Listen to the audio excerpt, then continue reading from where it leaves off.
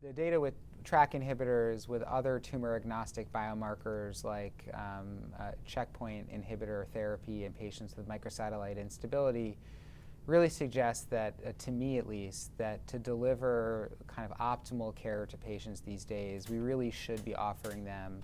a broad next-generation sequencing test at least once in the course of their treatment. And of course, since these tests can sometimes take time, if we really want to be in an optimal position to utilize the information from this testing, it really does behoove us to do this testing early in the course of their diagnosis. We know that all patients with metastatic disease will unfortunately progress on therapy, and so really once you have a patient in that situation, that's when I consider sending for next generation testing. Also, because these alterations we believe are early and clonal alterations, we can really test any tumor material available in these patients, be it a biopsy from metastatic disease or even a primary tumor if that's all that's available. And I think we can feel comfortable that the results, at least as it pertains to TRAC from that testing, will be relevant to the patient throughout the course of their treatment. I recommend next generation sequencing be done as soon as possible when a patient is diagnosed with cancer. It's important to get access to that tumor tissue and take advantage of the state-of-the-art technology that's routinely available now to learn as much as we can about what may be unique and important to the biology of that individual patient's tumor.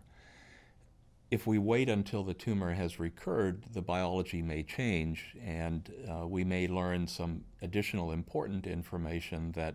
has evolved as the tumor has recurred. So it often is worthwhile to consider obtaining a sample at the time of recurrence to conduct an additional analysis, next generation sequencing analysis of the tumor at the time of recurrence. But I think it's very critical to be thinking about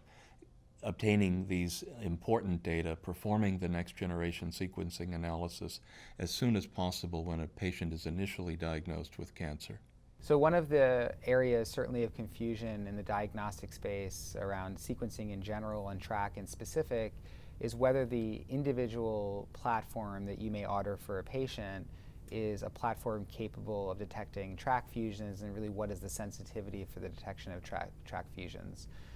In my mind, broadly speaking, I kind of put this in a couple of groups. We know that in general, although plasma-based testing, like the so-called liquid tumor biopsies, can be very useful in detecting point mutations, we do know that the sensitivity for the detection of fusions is relatively lower. And I do think that it doesn't represent the optimal technology platform currently to identify TRAC fusions. In the tissue testing space, broad next-generation DNA-based testing platforms are certainly capable of detecting TRAC fusions, but because of some specific characteristics around NTRACs, which really have to do with the size of the genes, as well as the number of different fusion partners that can be involved in TRAC fusions, purely DNA-based testing, although again it's capable of detecting TRAC fusions, we know will miss patients that have productive TRAC fusions and would benefit from TRAC inhibitors. So really the optimal testing strategy for the detection of kinase fusions in general, including TRAC fusions, is tissue-based RNA sequencing. And there are certain platforms like technologies offered by a company, Archer, that have the ability to detect really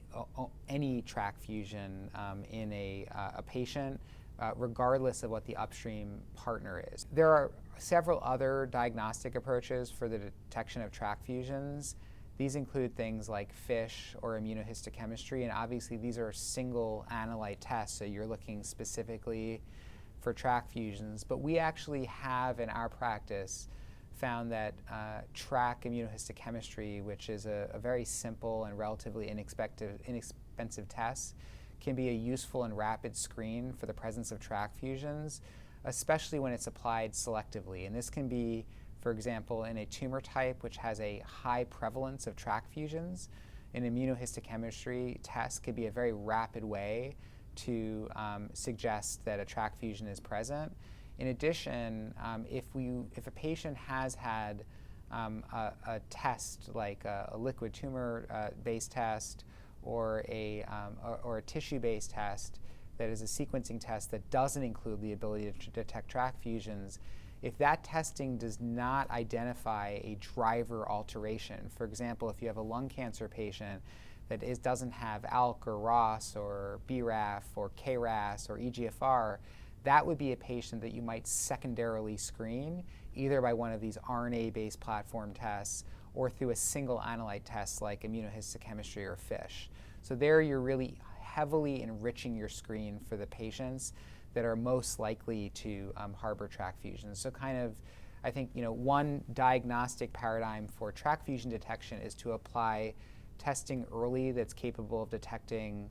tract fusions in all patients, and the other is to kind of use a stepwise approach where you do an initial screen on a more limited test, and then you selectively screen with a more focused test those that have so-called driver-negative cancers. So I think there's going to be a lot more literature in the pathology community with these kind of diagnostic pathways for the detection of tract fusions. There will be nuance depending on